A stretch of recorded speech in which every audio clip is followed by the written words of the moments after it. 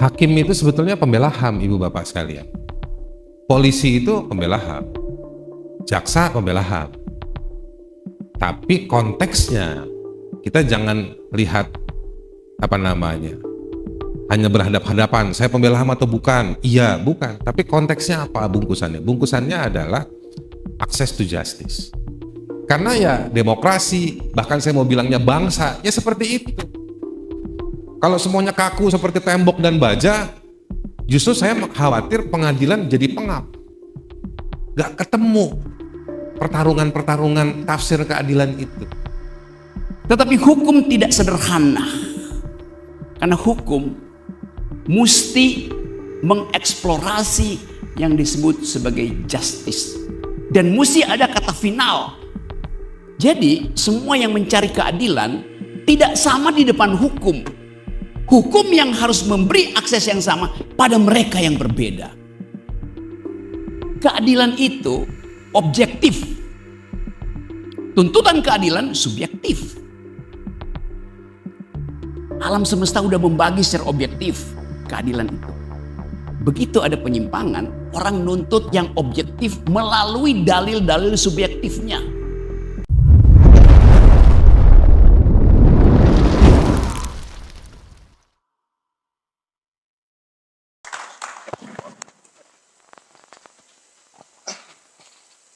Tadi pas Pak Wakil Dekan presentasi, saya bercanda sama Bang Rocky. Salah satu contempt of court itu tidak menjalankan putusan pengadilan. Lagi rame peraturan Kapolri 17 jabatan yang baru.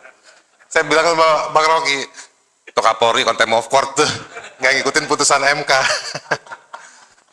Yang hakim nggak usah ketawa, nanti takutnya dapat teguran. Baik, Ibu Bapak yang mulia, kan nih hakim semua, jadi saya panggil yang mulia ya. Selamat pagi buat teman-teman juga di Unila. Saya mungkin mau mulai dari dua presentasi yang sudah ada ini, tapi saya mau kasih angle yang lain, yang saya paham lah, kira-kira kurang lebih. Saya pakai memulainya dengan nama pembela HAM. Ada dulu profesor saya waktu saya kuliah itu, salah satu materi dia bilang gini nih, hak asasi manusia itu bisa dilihat dari beberapa cara. Ada yang pertama yang dia suka itu yang namanya emosionis. Emosionis itu bukan marah, emosionis itu pendekatannya hati. Dulu kita ini kalau di aktivis HAM dulu kenal namanya Ibu Ade. Bang Rocky ngerti lah Bu Ade. Bu Ade itu kalau ditanya pasalnya dia nggak ngerti, mekanismenya dia nggak ngerti. Tapi ada anak muda dari timur sekarang Timor Leste, dikejar-kejar tentara, dia yang umpetin. Ada orang dari Papua nggak ada uang buat berobat di rumah sakit, dia yang ngurusin. Jadi pendekatannya hati. Ada lagi orang seperti Pak Habibur Rahman, politisi, itu pembela HAM. Ada lagi yang by profession, dokter, jurnalis, advokat, itu karena profesi. Ada lagi by knowledge, akademisi, Bang Rocky, Anda semua di kampus. Nah, ada lagi yang namanya pengadilan. Jadi, hakim itu sebetulnya pembela HAM, Ibu Bapak sekalian. Polisi itu pembela HAM, jaksa pembela HAM. Tapi konteksnya kita jangan lihat hanya berhadap-hadapan, saya pembela HAM atau bukan? Iya, bukan. Tapi konteksnya apa bungkusannya? Bungkusannya adalah access to justice. Ya kan? Access to evidence. Kalau di hak asasi kita sebutnya equal art. Ya kan? Jadi, tapi access to justice bukan cuma bagaimana bikin laporan ke polisi, bagaimana datang ke pengadilan, bagaimana dapat bantuan hukum, tapi proses berjalannya. Jadi prosesnya itu yang juga penting. Jadi Ibu Bapak sekalian yang saya sampaikan, contempt of court itu mungkin mohon maaf bahasa kalau hal-hal yang tidak diinginkan. Tapi bahasa yang diinginkannya adalah bagaimana pengadilan itu menjadi tempat berproses menguji kebenaran, menguji argumentasi. Nah, jadi kan kalau di pengadilan suka begitu ya Pak ya, putusannya berapa halaman? 80 halaman, weh keren. Tapi itu dakwaan, ya kan, eksepsi, alat bukti, apa, argumentasinya cuma 2 halaman. Jadi sebenarnya keterangan saksi sebenarnya yang 76 halaman ngerekap. Nah itu kerjanya panitra itu sebetulnya. Nah yang argumentasi hukumnya, argumentasi hakim itu 2 halaman. Memutuskan 1 halaman. Ya kan gitu. Nah jadi Ibu-Bapak sekalian, bagaimana caranya pengadilan memuaskan? Dalam hak asasi manusia ada namanya hak atas kepuasan, satisfaction. Bukan lagunya Rolling Stone ya. Tapi ini satisfaction beneran. Satisfaction itu artinya membuka ruang korban termasuk pelaku sama-sama menguji setiap proses. Nah ini tantangan integritas tadi itu. Integritas hakim itu diuji dari proses itu. Ada dalil bahwa terbuka untuk umum, persidangan terbuka untuk umum. Tadi malam kita bercanda sama Pak Kabiro, nggak pernah ditafsirkan terbuka untuk umum. Minimal yang nulis di koran Tempo apa Kompas saja nggak ada Pak. Dimaksud terbuka untuk umum itu apa? Nah, jadi begitu ada pengadilan yang antusias, penuh, tegang. Tapi begitu sidang yang juga perkara-perkara yang banyak, nggak pernah diusir juga sama security-nya. Karena semua pada ngantri. Nomor 45, ya kan? Udah datang belum? Belum. Nomor berapa? 40 gitu. Yang rame begitu nggak diusir, tapi yang kontroversial di media, tegang sama security-nya. Nah, maksud saya begini Ibu-Bapak sekalian. Saya sedikit aja nih, mau bilang. Kesadaran kita soal hukum ini kan memuncak terus meninggi semenjak era 98. Saya dulu waktu kuliah Fakultas Hukum, mahasiswanya nggak sampai 300 orang. Memang ada pertumbuhan penduduk, tapi fakultas-fakultas hukum di Indonesia, saya baca datanya, 3 besar yang selalu penuh di Indonesia sekarang. Karena semua dipermasalahkan secara hukum. Semua dipermasalahkan secara hukum. Jadi memang pengadilan adalah tempat terakhir orang berkunjung. Tempat terakhir orang berkontroversi. Seperti apa kemudian pengadilan memiliki kemampuan? Mungkin ini apakah ini tafsir integritas, apakah ini perlu kata yang lain? Pengadilan menjadi tempat yang dia tetap harus dihormati, tapi dia juga tetap harus independen, tetapi juga orang nyaman di sana. Jangan cuma calok SIM aja yang nyaman. Orang yang punya akses langsung tadi itu yang cari yang punya urusan sama pengadilan juga nyaman. Nah ini sejauh yang saya baca datanya kalau di Rule of Law Index tuh yang paling tinggi diakses oleh masyarakat tuh pengadilan agama. Ya karena mau cerai sih ya. Hakimnya juga nanya, yang mau cerai mana kan? Nggak bisa diwakili di sidang yang pertama. Nah, situasi-situasi itu kalau nggak salah 1%. Jadi indeks hukum di Indonesia itu, indeks peradilan di Indonesia itu dikontribusikan akses to justice-nya oleh kasus perceraian. Akses ke pengadilan, sengketa waris dan lain-lain. Nah kasus-kasus yang lain tidak terindeks atau nggak banyak, nggak signifikan. Nah terakhir saya nggak mau lama-lama, kita diskusi pasti nanti seru. Jadi yang ingin saya sampaikan paling ada 2 hal lagi. Saya paham betul bahwa hakim juga manusia. Jadi penting mungkin Pak Habib nanti di DPR mungkin bukan cuma contempt of court ya, menegaskan lagi prinsip-prinsip yang di Undang-Undang Kehakiman, itu juga diadopsi lagi, bagaimana bahwa hakim dan pengadilan itu dia adalah pelayan kebenaran, pelayan keadilan, dan dia independen. Itu satu hal. Yang kedua, untuk itu undang-undang ini harus suportif kepada hakim. Sebelum bicara bahwa ada kontemnya, serangan terhadap pengadilan, si pengadilan itu juga harus dipastikan suportifnya, fasilitasnya. Kan bapak-bapak nih lagi nungguin yang dijanjiin Prabowo kan ya Pak? Ya. Tapi saya tadi baru baca WA, ada WA dari istana, katanya Prabowo mau pakai dulu duitnya buat yang bencana. Nah, jadi maksud saya enggak, ini bercanda aja tadi. Tapi undang-undang contempt of court ini bagaimana nanti mensupport dulu, bagaimana ada gambaran soal support.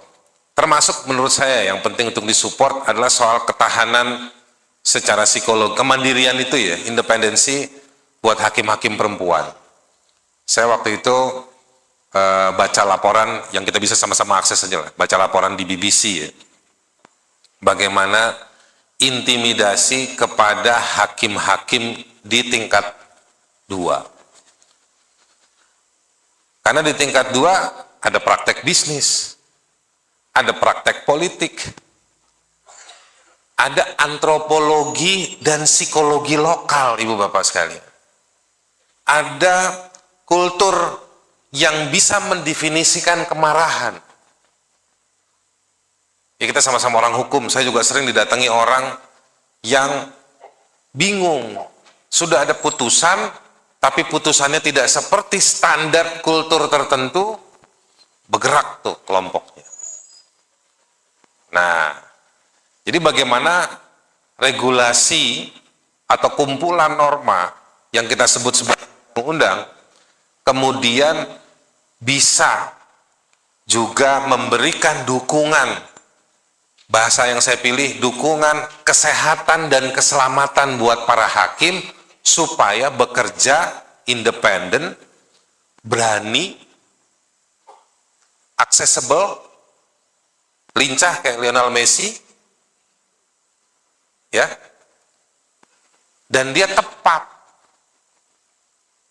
Nah ini bagaimana tadi disupport sampai di sana. Jadi bukan cuma soal budget ini. Memang hakim nggak perlu dikawal.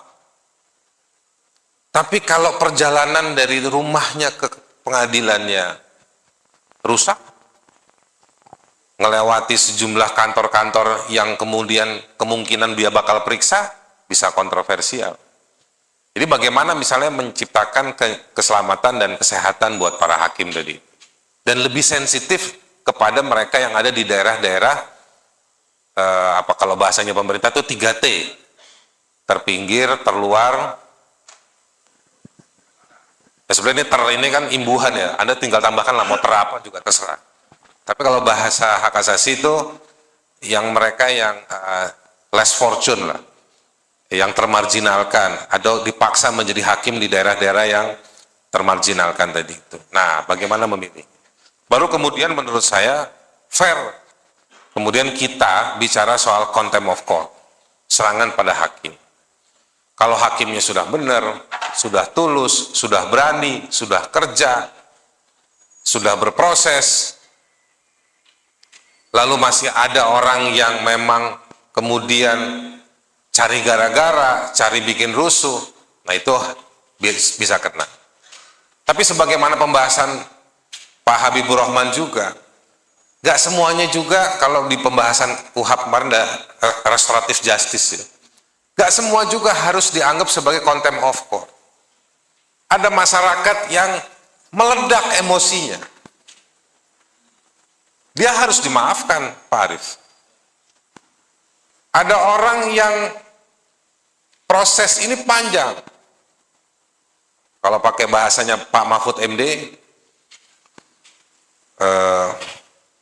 dia bilang ada bisnis hukum. Ada orang memang dijadikan korban dari satu praktek hukum pesanan secara politik, secara bisnis, memang dibikin menderita. Nah, itu meledaknya bisa di pengadilan. Kemengertian itu harus ada juga di pengadilan maupun di teks-teks undang-undang nanti, contempt of court. Karena ya demokrasi, bahkan saya mau bilangnya bangsa, ya seperti itu. Kalau semuanya kaku seperti tembok dan baja, justru saya khawatir pengadilan jadi pengap. Gak ketemu pertarungan-pertarungan tafsir keadilan itu. Nah, jadi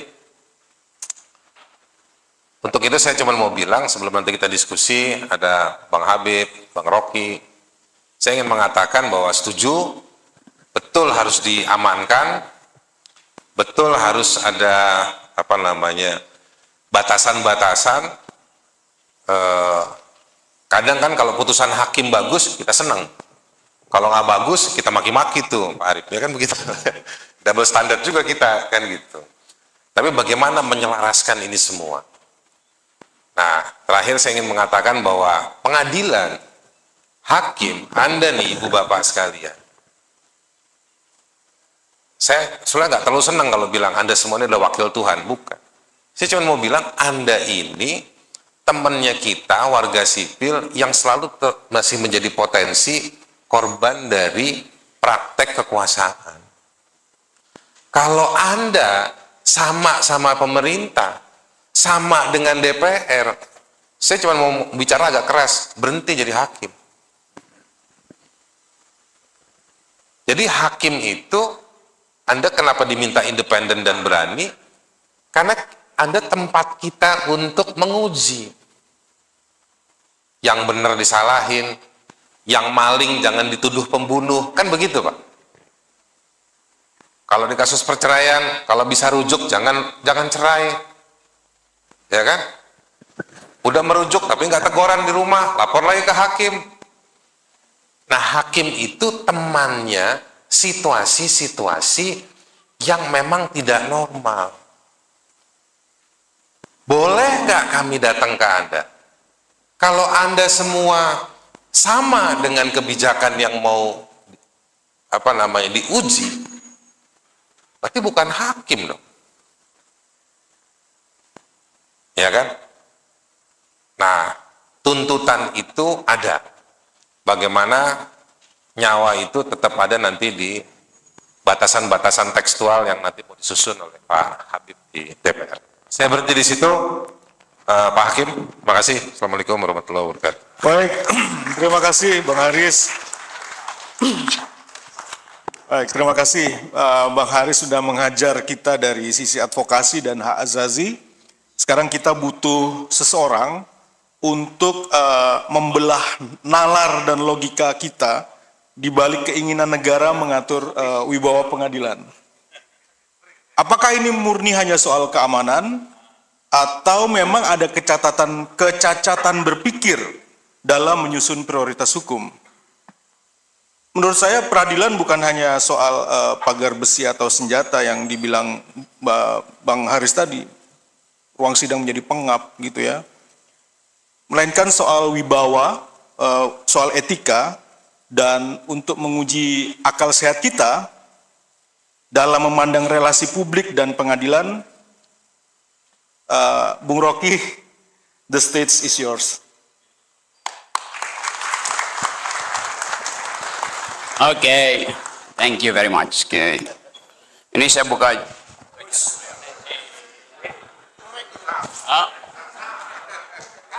Oh ya, oke. Ini yang itu. Oh ya sama nih, saya pakai baju biru, celana juga kurduroi sama nih. Jadi ini penanda. Jadi Anda sekarang tahu mana orang dalam. Oke. Saya ambil sebelah kiri karena left is right. Kiri itu benar. Karena kiri artinya melawan. Oke. Nggak boleh di sini nih. Bisa foto itu jatuh ke saya, habis saya. Aduh. Berat. Udah deh. Gue pindah sini nih. Hancur nih.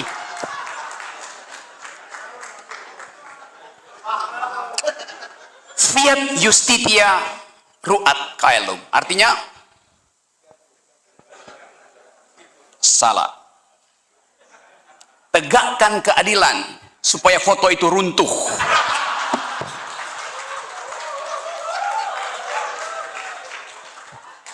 Oke, teman-teman.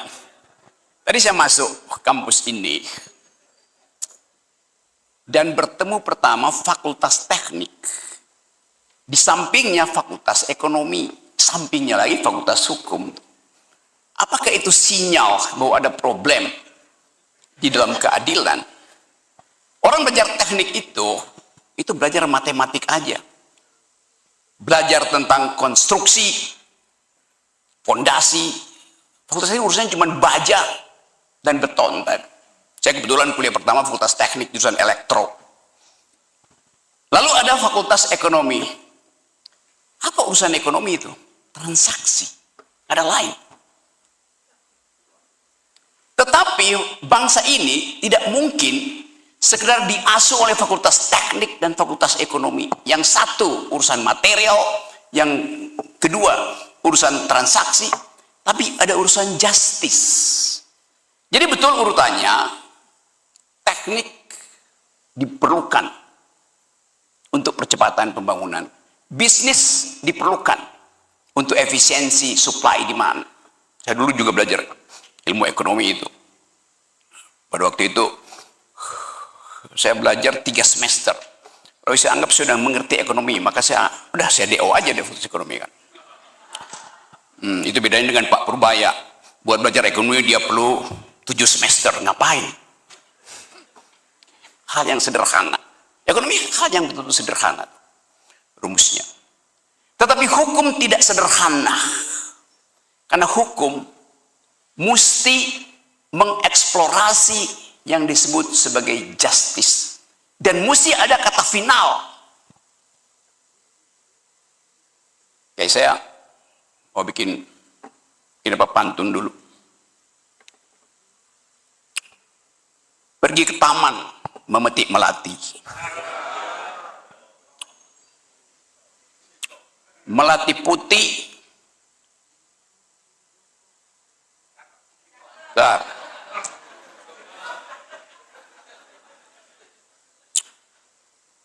Harumnya menyebar. Di ruang kampus tak perlu hati-hati. Karena dijamin oleh kebebasan mimbar. Jadi saya akan bicara tanpa perlu hati-hati. Tetapi di ruang pengadilan harus hati-hati.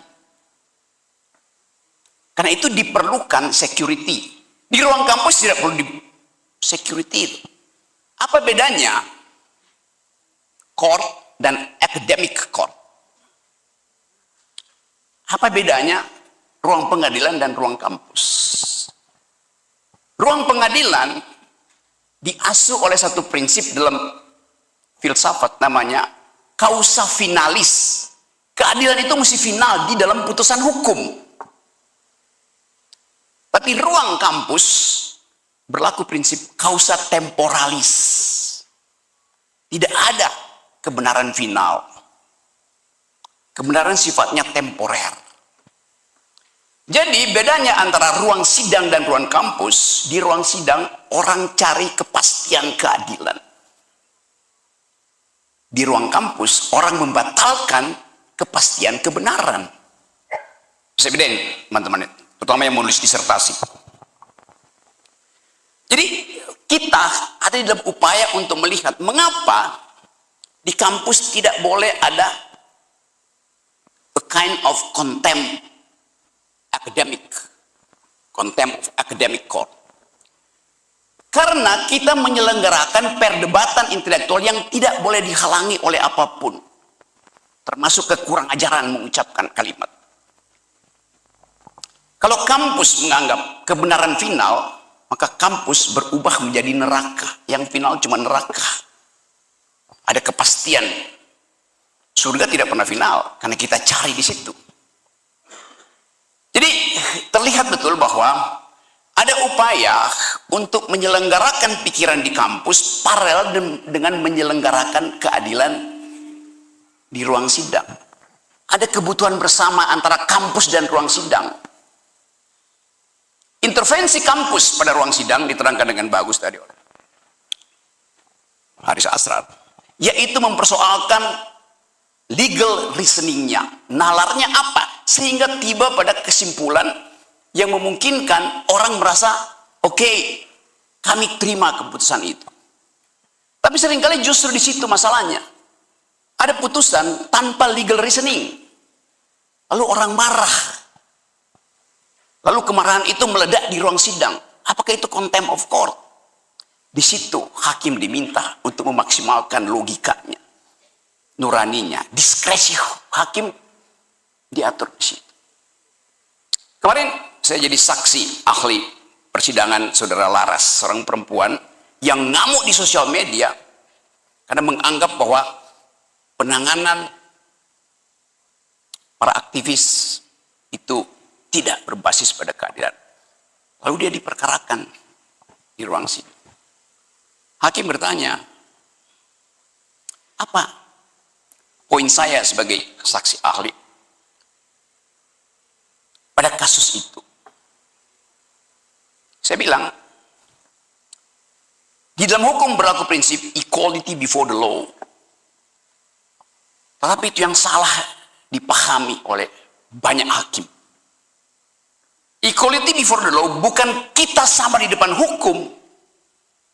Kita yang berbeda harus mampu mengakses secara sama hukum itu. Itu prinsipnya. Saudara Laras adalah perempuan. Kalau saya melakukan hal yang sama, kemampuan saya untuk berretorika dengan logika yang runtun di depan hakim beda dengan sistem emosi yang ada di dalam cara berpikir perempuan. Jadi kalau perempuan marah, itu artinya dia mengeluarkan energi terbaiknya untuk menuntut keadilan. Basisnya adalah ethics of care. Karena dia care pada keadilan, dia marah di pengadilan. Apakah hakim mau usir dia? Jadi semua yang mencari keadilan tidak sama di depan hukum. Hukum yang harus memberi akses yang sama pada mereka yang berbeda. Itu prinsip equality before the law. Kita yang berbeda harus punya akses yang sama pada pengadilan. Saya laki-laki berpikir rasional, perempuan berpikir emosional. Lalu orang bilang hanya boleh yang rasional masuk di ruang sidang. Riset biologi menerangkan bahwa perempuan di depan ruang sidang dia akan gugup. Karena ruang sidang itu ruang laki-laki. Argumennya mesti rasional tuh. Sementara perempuan tidak didesain oleh alam semesta untuk berpikir rasional karena dia berpikir tentang care. Laki-laki berpikir tentang right. Beda antara ethics of right dan ethics of care. Jadi alam mengatur kita berbeda-beda. Tetapi hukum harus sama memperlakukan kita yang berbeda. Jadi jangan paksa kita sama di depan hukum. Sehingga si Laras mesti berpikir secara rasional tuh. Kalau seorang perempuan dipaksa berpikir rasional, dia akan mengalami dalam ilmu psikologi namanya delirium, kegagapan. Semakin dia gagap, semakin dia panik, semakin dia ingin berteriak. Karena dia ingin mengucapkan a new kind of grammar. Tata bahasanya lain. Itu yang ingin kita terangkan. Jadi hukum bukan sekedar kepastian rasional, tapi kemampuan untuk melihat suasana. Nah, itu intinya. Suasana. Kita bisa pakai bahwa mesti ada semacam cara berpikir yang teratur. Oke. Justice bukan sekedar soal nalar hukum, tapi keinginan untuk melihat akibat dari seseorang. Kalau saya tiba di depan pengadilan, saya berharap seluruh isi pikiran saya dibaca oleh hakim. Lawan saya juga bicara begitu tuh. Jadi dari awal kita tahu bahwa kemampuan kita untuk mendalilkan kadangkala membuat kita arogan terhadap mereka yang tidak bisa mendalilkan. Karena itu perlu pengacara. Pengacara bukan untuk membela klien, membela hukum acara supaya ada kesetaraan argumen di dalam pengadilan.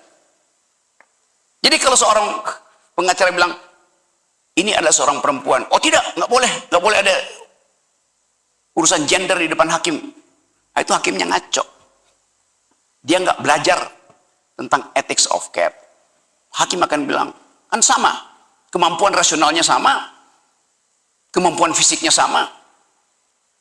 Apakah karena dia lemah? Nanti ada hakim bilang, oh kenapa harus kasih affirmative action? Emang perempuan lemah tuh. Tapi kalau kita belajar biologi misalnya, lebih kuat siapa? Secara fisik, laki-laki dan perempuan. Kalau laki-laki di ruangan ini bisa menstruasi, hari kedua dia pingsan. Dia tidak mampu menahan sakit. Perempuan bisa. Kalau laki-laki di ruangan ini bisa melahirkan, bukaan ketiga dia mati. Nature-nya begitu. Tetapi ilmu pengetahuan, peradaban menganggap perempuan itu hanya properti dari laki-laki. Jadi bagian ini juga masuk di dalam bawah sadar pengadilan. Nah, saya mau terangkan ini dalam upaya untuk membackup sistem hukum dan sistem pengadilan yang betul-betul paham tentang desain awal kenapa hukum itu dibuat. Kenapa pengadilan diadakan?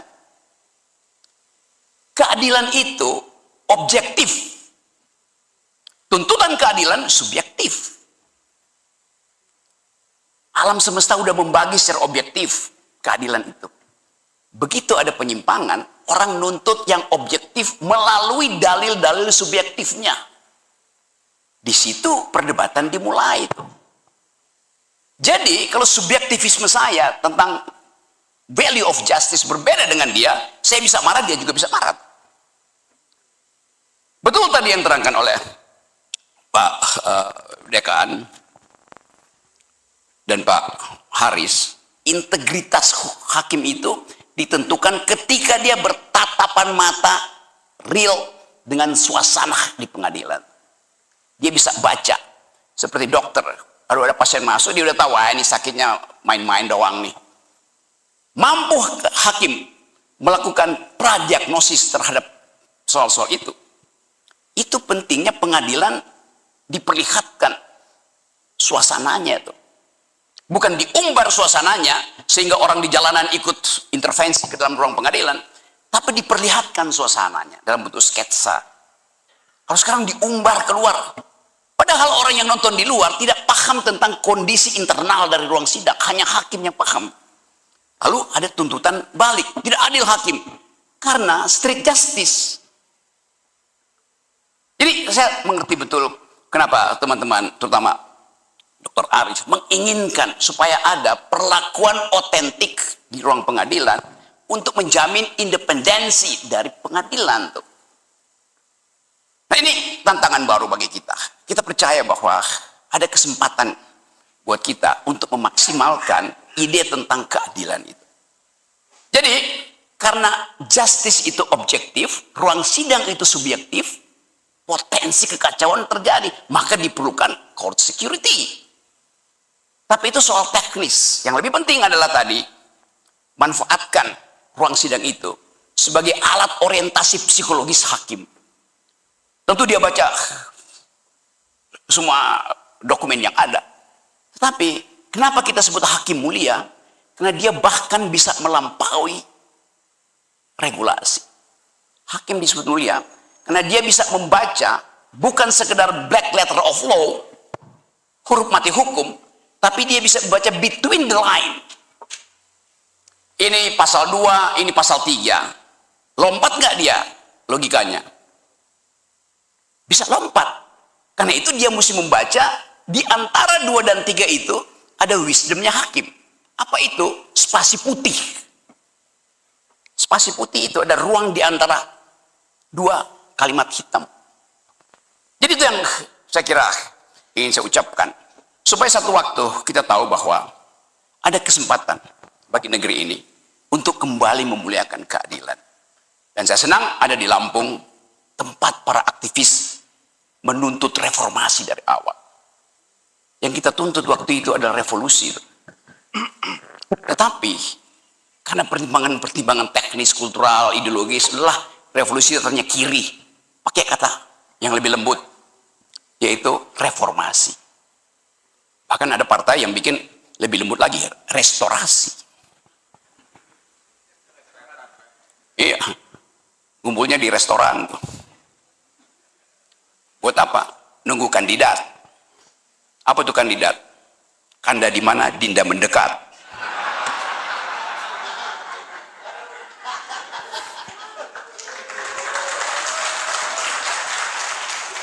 Jadi teman-teman semua, saya ada di Lampung. Kita ingin bicara tentang sesuatu yang kita dalilkan di awal reformasi. Didalilkan oleh Haris Asraf, didalilkan oleh Habib, didalilkan oleh Arif. 98 itu saya bawa mahasiswa saya, stop kuliah, pergi ke DPR. Saya pimpin sendiri itu, dihajar sama Brimob. Kita lari ke ruang parkir Atma Jaya, lompat ke belakang situ, ternyata ada got besar itu, bajunya kosong. Bukan cuma saya, semua dosen UI saya seret untuk bawa mahasiswanya. Saya ada di situ. Khatib Basri, bekas Menteri Keuangan, dosen FEUI, gue bilang, "Dek, bawa mahasiswa lu." Syahrir, Dr. Syahrir, juga dosen FEUI, Ciil, kita mau demo, gue bawa mahasiswa filsafat, Dedek bawa mahasiswa FE, Pak Syahrir bawa mahasiswa S2, S3-nya tuh, dan saudara Jimmy Syahaan dari Universitas Nasional. Jadi kita punya pengalaman otentik dengan memperjuangkan keadilan tuh.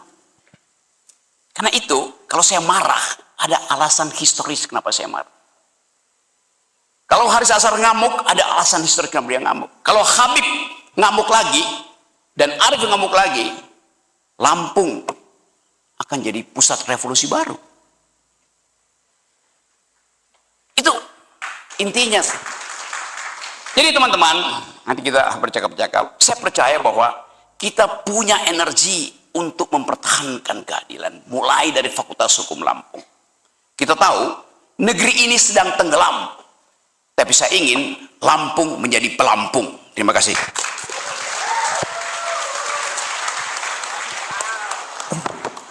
Baik, terima kasih Bung Rocky. Seperti biasa, Bapak Ibu, selalu membakar, tajam, filosofis, dan berhasil mengganggu kenyamanan berpikir kita.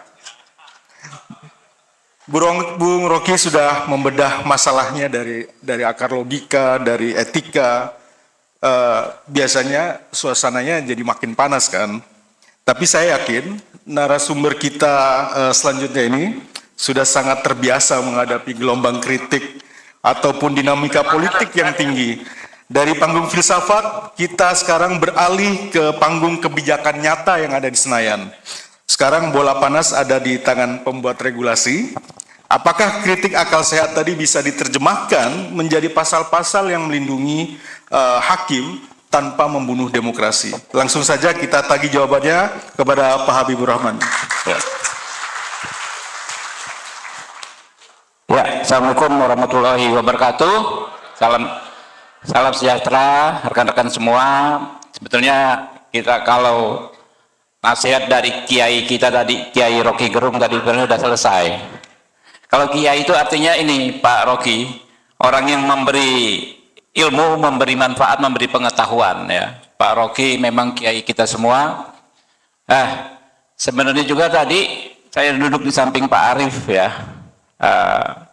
Tujuan dari acara ini sebetulnya sudah selesai. Apa yaitu kita ingin membentuk undang-undang jabatan hakim. Saya bilang ke Pak Arif, gampang Pak Arif, hari Jumat ya saya saya ketemu Ketua Mahkamah Agung ya. Kita akan minta Mahkamah Agung mengirim tim ya. Yang timnya itu harus dipimpin Pak Arif ya. Tim untuk membuat naskah akademik dan rancangan undang-undang jabatan hakim. Di mana hal ihwal yang kita bicarakan di sini semua Pak Rocky akan kita insert di situ. Nanti Pak Rocky kita undang ke Komisi 3, Pak Haris Asar juga kita undang ke Komisi 3. untuk memberikan masukan ya. Yang tadi disampaikan di sini, kita untuk memperkaya naskah akademik dan RUU kita akan maksimalkan, bisa 2 kali masa sidang bisa selesai. Jadi sekitar bulan Juni kita sudah punya undang-undang jabatan hakim ya, yang di dalamnya ada soal court security ini, jaminan keamanan terhadap hakim. Kasih tepuk tangan dulu dong untuk teman-teman. Maka ya, tapi ini menarik, ini kesempatan yang amat berharga untuk bicara soal hukum dan keadilan. Pak Rocky, kita ingat kasus Nenek Minah. Ya, situ hakimnya di Pengadilan Negeri Purwokerto ketika memutus, beliau menangis karena ada pertentangan antara mengedepankan hukum ya dengan keadilan. Hukum itu dianggap sesuatu yang tertulis saja, karena kalau menurut hukum pidana, Nenek Minah ini memenuhi unsur deliknya. Barang siapa melakukan mengambil hak milik orang lain dengan sengaja untuk dimiliki, itu terpenuhi semua. Dan berdasarkan KUHP dan KUHAP yang masih berlaku hingga saat ini ya, itu nggak ada peluang bagi hakim sebetulnya untuk tidak menghukum Nenek Minah. Maka kenalah hukuman percobaan, walaupun hukumannya percobaan, tapi sudah cukup mengiris hati si hakim Purwokerto ini ya. Nah, itu yang fenomena kita dan harapan masyarakat kita kepada yang mulia semua hakim, bagaimana ke depan kita menomorsatukan keadilan daripada hukum ya. Banyak sekali ya kasus-kasus yang terjadi hingga hari ini, ketika yang kita lihat ya lebih kepada sekedar menerapkan hukum daripada memenuhi unsur-unsur keadilan. Karena itu kemarin Pak Rocky, Pak Haris, semaksimal mungkin kita masukkan nilai-nilai tersebut dalam KUHP dan KUHAP yang baru. Dalam KUHP yang tadinya produk KUHP kemarin menganut asasnya monistis, artinya mengacu pada pemenuhan unsur delik saja, sekarang dualistis, di mana sikap batin si pelaku pidana itu harus menjadi pertimbangan hakim dalam membuat putusan. Sikap batin si pelaku saat melakukan pidana. Ya seperti kasus-kasus yang kemarin itu kan, ada orang protes di pengadilan dan lain sebagainya. Kata Pak Haris, kita harus tahu sikap batinnya seperti apa. Apakah dia hanya sekedar ingin merusak nama baik pengadilan, ingin menghina hakim, tapi proses terjadi sehingga dia melakukan ya kan tindakan yang disebut pidana itu seperti apa, itu yang harus didalami. Seperti kasus yang tadi Pak Rocky sebut hadir sebagai ahli ya kan ya, bukan sekedar narasi yang disampaikan kalimat per kalimat, redaksinya yang disampaikan, tapi apa sih yang ingin disampaikan sebenarnya. Walaupun mungkin karena keterbatasan, mungkin nggak banyak orang yang bisa menyampaikan apa yang ada dalam pikiran dan hati nuraninya dalam rumusan kalimat yang pas seperti apa, gitu kan. Nah, itu harapan kita kepada rekan-rekan di pengadilan, rekan-rekan hakim di pengadilan. Di satu sisi kita juga tahu sekali situasinya, Pak. Saya 5 tahun kemarin periode pertama ke kunjungan hampir tiap masa sidang, tiap masa reses ke pengadilan. Ada istilah itu AKBP, Bang Rocky, anak kos belakang pengadilan. Jadi mereka ini karena konsep tour of duty-nya harus berpindah-pindah tempat tugas yang jauh dari home base keluarganya. Kayak Pak Arief dulu kalau nggak salah di mana, Sulawesi mana begitu kan, keluarganya di Jakarta. Bapak-bapak usia mungkin ada 30 ya, 25 ke atas, ke 40 tahun, tinggal jauh dari keluarga dengan pendapatan yang tidak mencukupi untuk mengcover situasi seperti itu. Kan secara manusiawi harus bertemu istri ya, minimal 2 minggu sekali lah. Itu tiket aja udah berapa gitu kan. Nah, hal-hal seperti itu menjadi concern kami ya, termasuk usulan kami kepada Presiden Prabowo soal kesejahteraan hakim dan lain sebagainya terus dimaksimalkan. Nah, soal court security ya, itu hal yang sebetulnya banyak hal yang teknis ya, Tapi memang ada juga keterkaitannya dengan kesejahteraan. Kita maksimalkan pengamanan di pengadilan, begitu pulang Pak Rocky, dia pulangnya ke kos-kosan gitu, di belakang pengadilan. Jangankan ancaman dari keamanan Pak, yang kayak begitu dia nggak ada ancaman keamanan, ini kadang-kadang sakit sendiri, masuk angin malam-malam, nggak ada yang jaga, nggak ada yang rawat. Ada banyak yang katanya disebut hakim yang bertugas meninggal dunia kena angin duduk dan lain sebagainya. Menurut saya bukan persoalan itu karena nggak terawat. Kalau kita tinggal bersama keluarga, sama istri, sama anak, masuk angin ada yang ngerikin, ada yang handle. Minimal kalau ada apa-apa langsung ke rumah sakit cepat. Ya teman-teman ini ya yang masih bertugas di daerah-daerah, tinggal di kos-kosan, makan tidak teratur, kadang-kadang laundry baju aja sulit, ya kan ya. Ya itu harus kita perhatikan juga, ya hal-hal tersebut harus kita perhatikan juga. Jadi kita maksimalkan pengamanan di pengadilan. Kalau kesejahteraannya masih di level yang seperti sekarang, menurut saya sulit kita juga mendapatkan ya hasil pemikiran yang menghasilkan keadilan juga, karena mereka diperlakukan tidak adil ya. Ya mungkin itu kita terus berproses ya. Mulai minggu depan Komisi 3 akan mengadakan yang namanya FGD ya, Focus Group Discussion dengan teman-teman dari Mahkamah Agung di bawah kepemimpinan Pak Arief ya nanti ya, dengan Pak Subandi. Nanti kita minta Pak Ketua Mahkamah Agung untuk menugaskan beliau berdua memimpin tim Mahkamah Agung. Insya Allah ya, ini kan libur reses, bukan libur, ini reses, masuk tanggal 12 kita secara resmi bisa mulai mengagendakan membahas undang-undang ini. Mungkin itu dari saya. Terima kasih. Bila taufiq wal hidayah. Wassalamualaikum warahmatullahi wabarakatuh. Waalaikumsalam warahmatullahi wabarakatuh. Baik, terima kasih Pak Habib.